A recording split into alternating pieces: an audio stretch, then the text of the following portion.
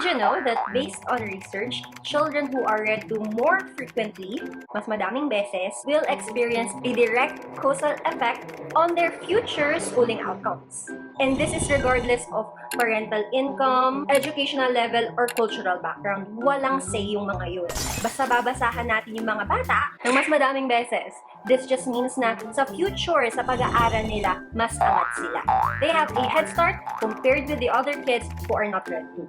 This is because children, and again, this is all based on research and what experts have been saying and recommending for all these years. Children who are read to gain the following benefits. Nawala yung mga batang hindi nababasahan. Number 1, language skills.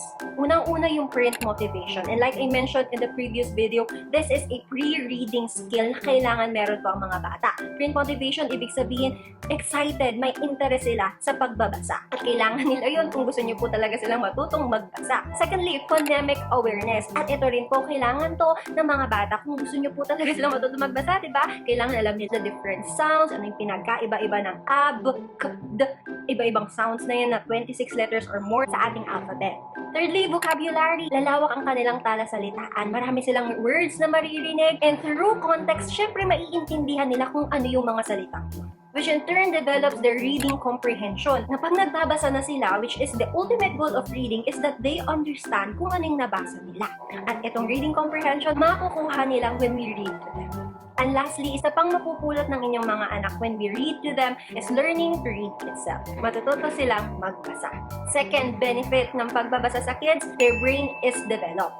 Yung kanilang listening skills, attention span, concentration, or focus, lahat po yan na-develop by just reading to them. Hindi lang yung mga logical side ng brain na yan, pati yung kanilang creative side, imagination nila, problem-solving skills, marami pang iba. They gain all of that through this experience of being read to. And the third one that I want to share with you na benefit ng pagbabasa sa mga bata is exposure and experience to things na hindi pa nila ma-experience for now na bata sila or talagang kasi hindi yun possible. For example, mga AUs, alternative universe, mga iba-ibang lugar, mga under the sea, mga animals na nagsasalita, they're exposed to that. This just jumpstarts their imagination, the creative side of their brain. Ano pang experiences, exposure makukuha nila? Concepts. Ang dami po nating pwedeng iturong concepts sa kanila through the books that we read to them. Shapes, colors, numbers, the sounds of the alphabet, different animals, different people, places. Ang daming concepts, right? And what else? Abstract virtues. O yung tinatawag natin, moral lessons. We can use books to teach them about self-control, helping others, sharing, waiting, iba-iba pang kung ano pang mga values ang gusto nyong i-instill sa inyong mga anak. And lastly, various information na kung ano man yung gusto nyong ituro sa inyong anak, you can use books. All this and more, because I can't mention all, your child gains when we read to them. Kaya I really pray that you are one of the very few people who reads to their child. Because today, studies worldwide have shown that children are no longer read to. There has been a very steep decline sa number ng mga magulang na nagbabasa sa kanilang mga anak.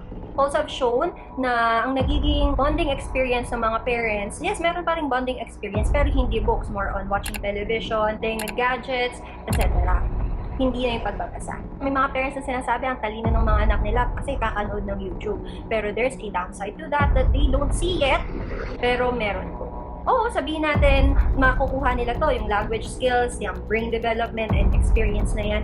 Pero parents, please be aware that there's another side to this coin, yung technology, yung screen time ng mga bata. It actually does more harm to them than good. And actually here in the Philippines, we don't have any statistics about the number of parents reading to their child. Hindi talaga natin yun kultura. But other studies says that only 3 out of 10 parents are reading to their children.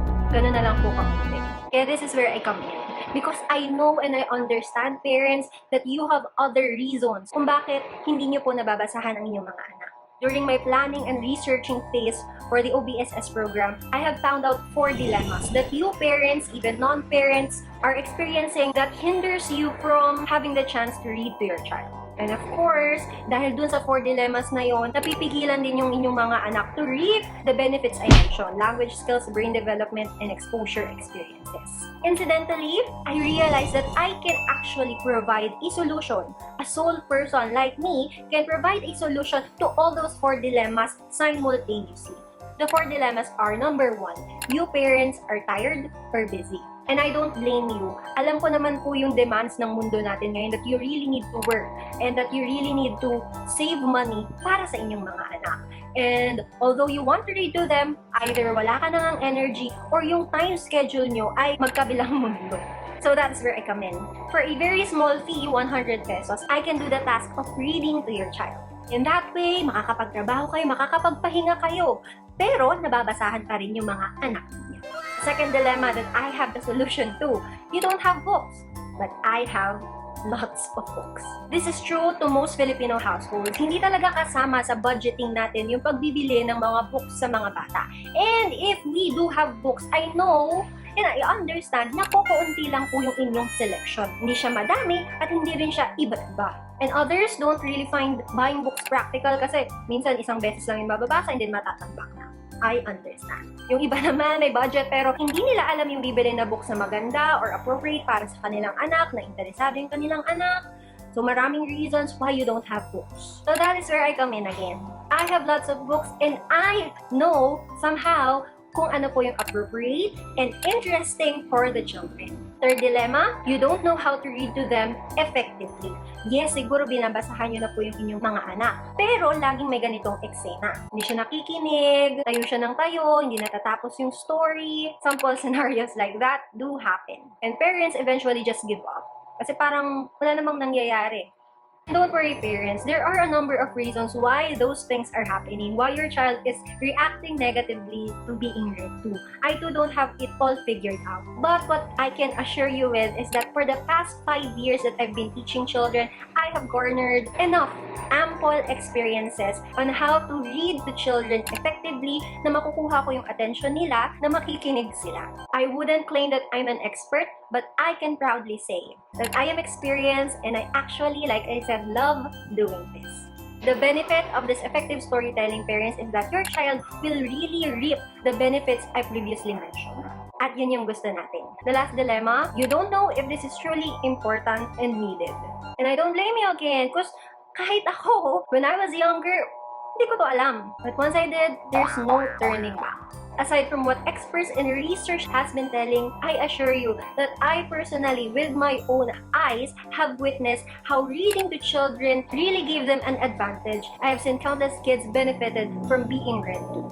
So I implore you to give this a chance. But I hope you let me make you see the difference, how reading to your child can advantage them compared with other kids. And aside from the fact that I love and want to read to children, learning that I can actually provide a solution for you to answer those 4 dilemmas is actually how OBSS was born. And like I said, OBSS, Online Bedtime Story Sessions, is simply me reading to your child every night from Monday to Friday at 8:30 p.m. This is via Zoom.